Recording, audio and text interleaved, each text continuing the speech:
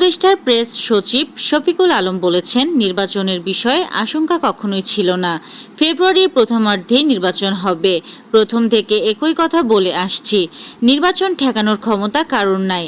শুক্রবার 7 নভেম্বর সকাল 10টায় নেত্রকোনা সার্কিট হাউসে জেলার সাংবাদিকদের সঙ্গে মতবিনিময় সভায় এক প্রশ্নের জবাবে তিনি একথা বলেন। জুলাই সনদের আদেশ প্রধান উপদেষ্টা অধ্যাপক মোহাম্মদ ইউনূসকে দিতে হবে বলে মন্তব্য করেছেন জাতীয় নাগরিক পার্টির আহ্বায়ক নাহিদ ইসলাম। একই সঙ্গে তিনি বলেন, জুলাই জাতীয় সনদে নোট অব ডিসেন্ট বলে কিছু থাকবে না।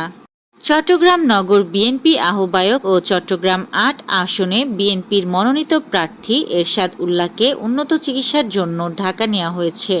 আজ শুক্রবার দুপুরে তাকে হেলিকপ্টারে করে চট্টগ্রাম থেকে ঢাকার স্কয়ার হাসপাতালে নেওয়া হয়। গত বুধবার থেকে তিনি নগরের এভারকেয়ার হাসপাতালে চিকিৎসাধীন ছিলেন।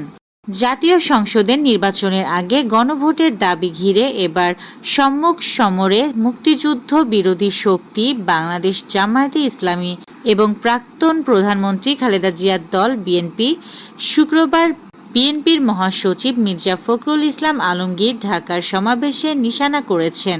জামাত সহ সমমনা 8টি দলের জাতীয় সংসদ নির্বাচনের আগে গণভোটের দাবিকে এবার 10ম গ্রেড সহ 3 দফা দাবিতে লাগাতার অবস্থান কর্মসূচিতে যাচ্ছেন প্রাথমিকের সহকারী শিক্ষকরা।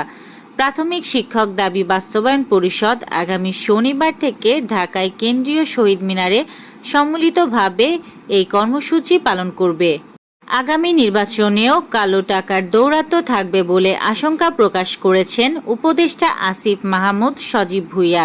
তিনি বলেছেন, তাই নির্বাচনে নামার আগে তার মতো অন্যদেরও ভাবতে হচ্ছে। মোংলা খুলনা মহাসড়কে যাত্রীবাহী বাস উল্টে খাদে পড়ে 2 জন নিহত হয়েছেন।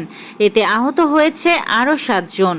শুক্রবার 7 নভেম্বর দুপুর 1টার দিকে তেঁতুলিয়া ব্রিজ এলাকায় এ দুর্ঘটনা ঘটে। ব্লাড ব্যাংকের রক্ত নিয়ে এইচআইভি পজিটিভ ভারতের ঝাড়খণ্ডের 5টি শিশু। সরকারি হাসপাতালে গিয়ে ব্লাড ব্যাংকের রক্ত নেওয়ার পর এইচআইভি পজিটিভ শনাক্ত হয়েছে ভারতের 5টি শিশু। থ্যালাসেমিয়ায় আক্রান্ত থাকার কারণে তাদের নিয়মিত রক্ত নিতে হয়। শাটডাউন অব্যাহত থাকার কারণে যুক্তরাষ্ট্রের 40টি প্রধান বিমানবন্দরে আগামী কয়েকদিনে বিমান চলাচল 10% পর্যন্ত কমানো হবে, যার ফলে হাজার হাজার ফ্লাইট বাতিল হবে।